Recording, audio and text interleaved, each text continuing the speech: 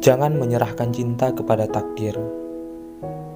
Takdir memang harus kita percaya, tapi cinta bukan hanya soal takdir, namun ia adalah sebuah usaha yang sungguh-sungguh.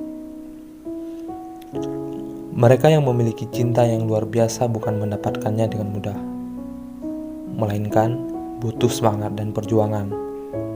Cinta tanpa diperjuangkan mungkin bisa, tapi rasanya tentu berbeda. Cinta yang diperjuangkan dengan susah payah akan bertahan lebih lama dan lebih siap untuk menghadapi berbagai macam kondisi, karena ia telah ditempa dengan sangat kuat sehingga kokoh fondasinya. Sebagian mereka bodoh dan mengkambing hitamkan takdir sebagai alasan mereka gagal. Soal takdir memang ketentuan Tuhan, tapi ingatkah kita bahwa Tuhan tidak akan pernah merubah nasib satu kaum jika kaum itu tidak merubahnya. Ini pertanda bahwa sesuatu itu memang bisa diperjuangkan dan didapatkan. Buat kamu yang lagi berjuang karena cintamu, bertahanlah, karena usaha tidak akan pernah mengkhianati hasil.